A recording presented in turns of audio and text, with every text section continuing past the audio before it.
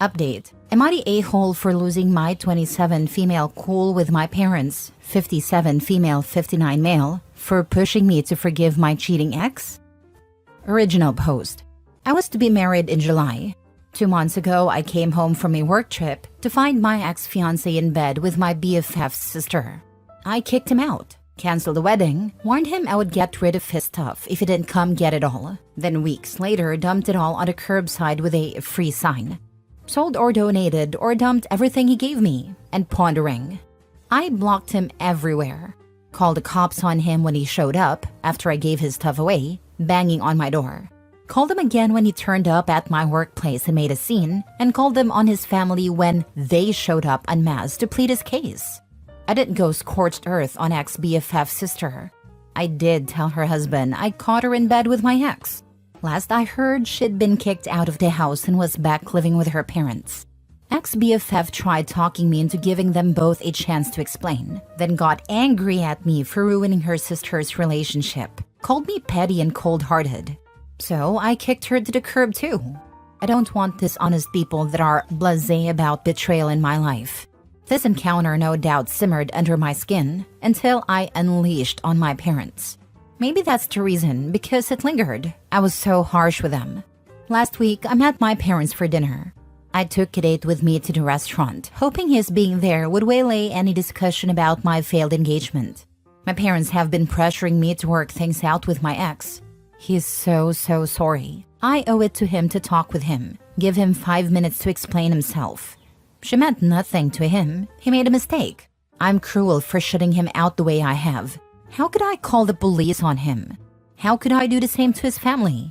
His parents? They're good people. They didn't deserve to be humiliated in that manner. He's having a rough time. He's depressed. Everybody is worried about him. He loves me. Really loves me. He's learned his lesson. It's time to grow up and forgive him. No. My date's presence didn't stop them from bringing it all up again. I lost my cool. Asked my father if he expected me to give my ex a pass every time he sticks his junk into anything that moves, like he does.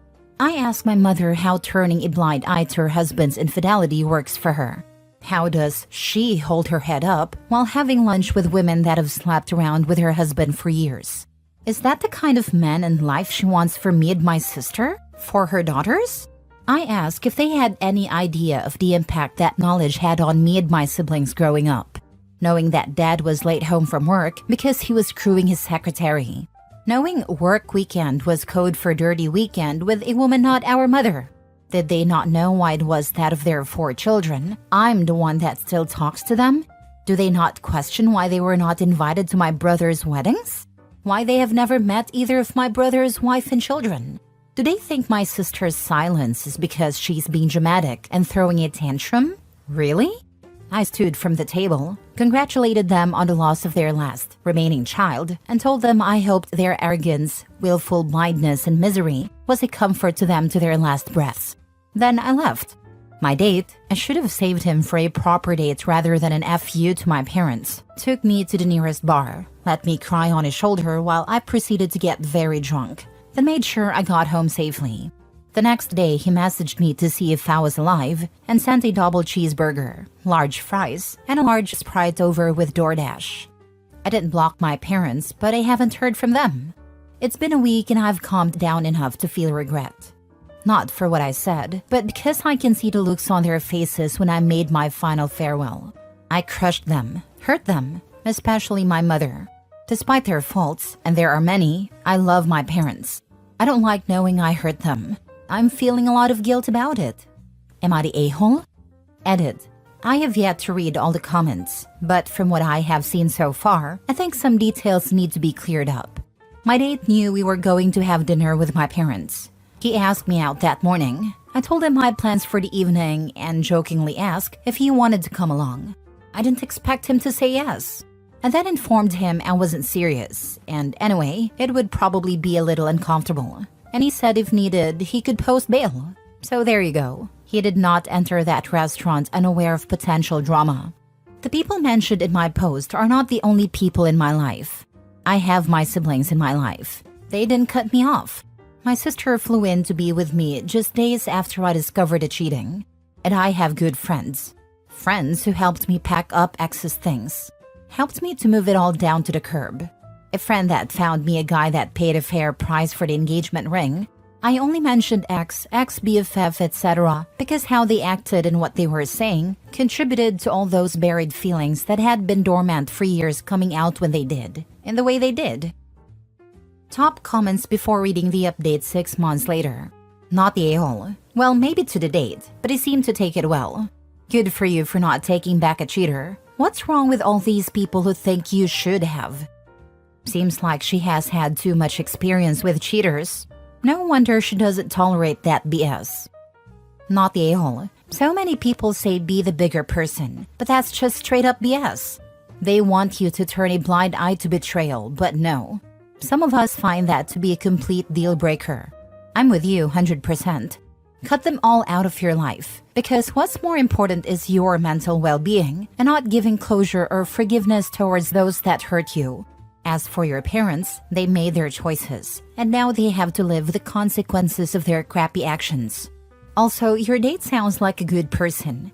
Regardless of how that turns out, he stood by you and gave you comfort food. That's a big plus in my book. I could maybe be the bigger person if he got me a burrito instead of the taco I wanted. Cheating on me in my apartment in my bed? Buzz off. Take your filthy butt out with the other piece of trash. Now 40 updates 6 months later. It's been a minute since I was here last.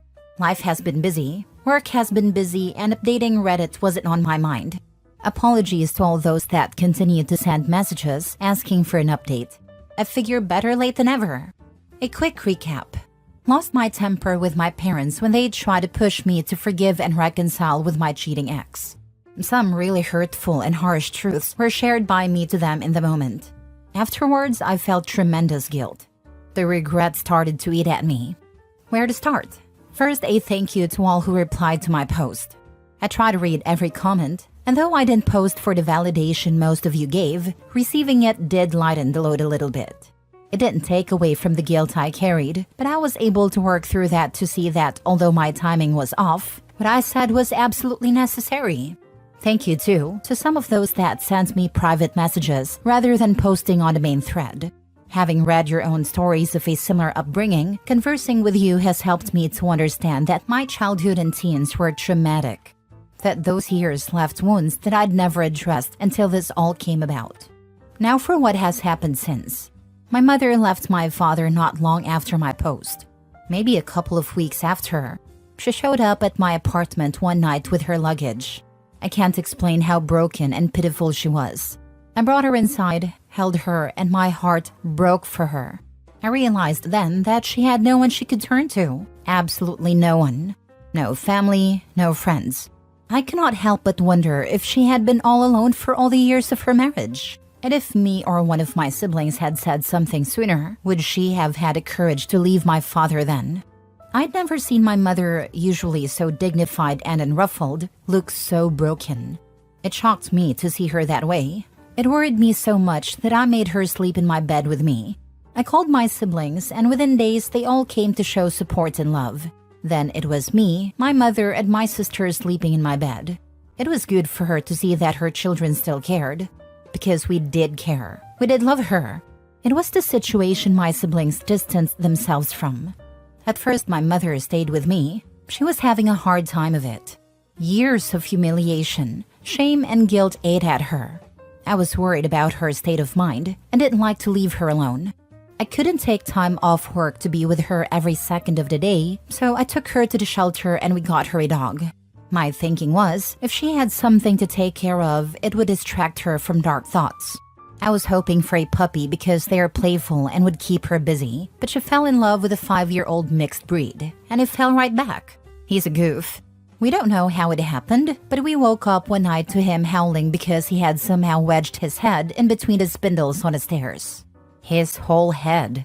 We had to call the fire department to rescue him. Of course, my mother didn't think he was at fault, and she now refers to him as her baby. He adores my mother, though. My oldest brother moved some things around, then moved her across the country to live with him and his family. He thought she would do better if there was no chance of her running into dad or one of his many women. He found her a therapist and that seems to be working. She is loving being a grandmother, and all reports are that she is an indulgent one. She has a separate in-law suite, so she gets to see them every day. My brother tells me when the kids go missing, they can now be found at grandma's. My dad is my dad. He doesn't lack for company. I had dinner with him not long after my mother moved across the country, where he introduced me to the new woman in his life. I reminded them both that I knew exactly who she was, considering she called my mother her best friend for all my life. Cue another awkward dinner. My dad tried to make it as pleasant as he could, but whenever she spoke to me, I would bring up a memory from my childhood of her spending time with our family and ask if she was sleeping with my father all the way back then. The next day, he called to tell me how disappointed he was with me. I felt it only fair to share my own disappointments. We argued for a bit. He tried to downplay all he had done over the years, tried to play the victim of his own actions. I ended up cutting the conversation short and blocking him. It was just over a month ago when he showed up at my door. I wouldn't let him in, and I'm sure that rattled him some. He told me he didn't want to lose me too. Say what you want about him, but he is my dad. I love him. I don't want to lose him either. He promised he wouldn't force me to interact with any of his women. So far, we have had a couple of pleasant outings that have gone well so far. I am cautiously hopeful that we can continue to be in each other's lives. As for me, well, I took that advice some of you gave me and I am in therapy. It is humbling to come to the realization that though you may think you're fine, you are actually not. It has been almost unbearable to face all that history and excruciatingly painful to dig through it all. At the end of some sessions, all I want to do is head to the nearest bar and drink until I forget all about what I just went through, to find out where it all started and why I am the way I am. I think therapy is one of the most difficult things I have ever done. I don't know how some of you have been doing it for as long as you have. I also don't know why you do it so willingly. I'm a crazy nutter for listening to all you nutters in the first place. But it is helping. Now for the update most of you want. I cannot even tell you how many messages I continue to receive from people wanting to know about him. It was almost like you all were saying, "Girl, we don't care about whatever life crisis you're going through. Just tell us about the date." Well, I haven't replied to any of those queries because my post wasn't about him. Now, I figure in a roundabout way I owe you something because you all played a part in where we are today. I won't give you a rundown of everything that has happened between us, but I will give you a few things. He contacted me after seeing a podcast on YouTube. He sent me a link with a query, "Is this you?" It would be an understatement to say I was mortified. My mortification kept me from replying to him.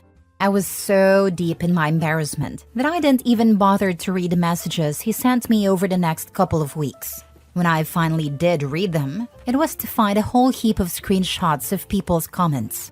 I'm going out on a limb by saying you don't need me to tell you the contents of the comments he was sending me.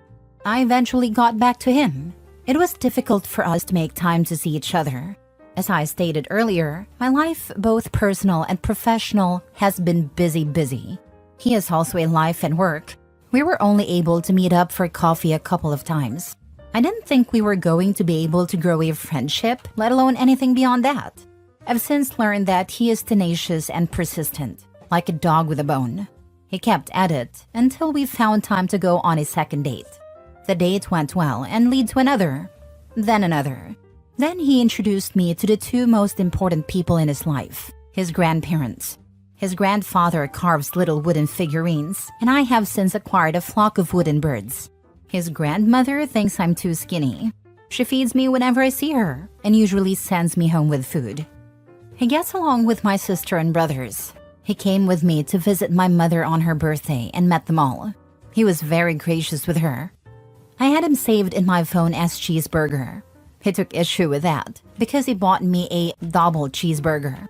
So I started calling him Double Cheese and then shortened that to DC. He is still saved in my phone as Cheeseburger. He's an undercover Swiftie and I don't quite know what to do with that. I don't have anything against Taylor Swift, but I sure didn't pick him to love her. He did use his little sister and niece as cover for his Taylor Swift love. Now he uses me. I am fine with being so used. Not sure if your therapist recommended this book or not, but it's extremely helpful. Adult children of emotionally immature parents. I think it can help you navigate your relationship with them going forward, even though it sounds like you're doing a bang-up job already. I love how you called out your dad and your mom's old friend. I'll check it out. Thanks for the recommendation. Last story. Am I the a-hole for refusing to help my sister with her kids after she slept with my husband? I, 29 female, have been married to my husband, 31 male, for 6 years. My older sister, 32 female, has always been someone I looked up to, even though our relationship has been rocky at times. She's married with 2 young kids, and I've always gone out of my way to support her and be the best aunt I can be. Okay, so last year, I found out that my husband cheated on me with her, sending nude pics, etc. I found out through these text messages. It completely broke me. When I confronted both of them, they apologized profusely, and my husband swore it was a mistake, and that he wanted to work things out. My sister cried and said it was a one-time thing, and that she was so ashamed. As far as I know, pics were exchanged, but nothing happened between them in real life. But honestly, I could never look at her the same way after that. I decided to try to make my marriage work, which looking back, I'm not sure was the right decision, but I completely cut my sister off. I didn't talk to her for almost a year. My family knows about what happened, but they've tried to brush it under the rug, saying people make mistakes and that I should forgive her because she's family. Now here's where things get messy again. My sister's husband had to go away for work, and she's been overwhelmed taking care of their kids on her own. She reached out to me, begging for help. She said she's exhausted and really needs a break, and that her kids miss me. I told her no. I'm still furious about what she did, and I don't feel like I owe her anything after what she put me through. She started crying, saying she's sorry and that I'm being cruel for punishing her when she's already feeling so guilty. My parents are now siding with her, saying that I'm being heartless and that I need to let it go for the sake of the kids. But honestly, I just can't. The betrayal was too deep, and I'm still working through the pain of what happened. I feel guilty about not helping her kids because I love them, but I don't want anything to do with her right now. So, am I the a-hole for refusing to help her even though her kids are innocent in all this? Now for the top comments. Let your parents help her out if they care so much. Maybe a part-time babysitter or something, but not your problem. Many of us raised kids with no family around to help at all, so it can be done. Not the a-hole. Yeah, not the a-hole. Your sister crossed a major line and you're still hurt. You have every right to set boundaries, and just because her kids are innocent doesn't mean you owe her anything after what she did. It's not your responsibility to help her, especially when you're still trying to heal. Your sister. She betrayed you in the very worst way you can hurt someone. Where was her family loyalty when she was sending him nude pics? How disgusting. Morals of an alley cat. And now when she needs a babysitter, she's come crying to you? Nope. No way. Actions have consequences. This is it. Not the a-hole whatsoever. You don't owe a damn thing, including forgiveness. She betrayed you in the most horrible way. Your husband? He deserves the same. I don't know where the two of you are at in fixing your marriage, but I don't think he deserves the chance or the forgiveness either. He is just as guilty as your sister.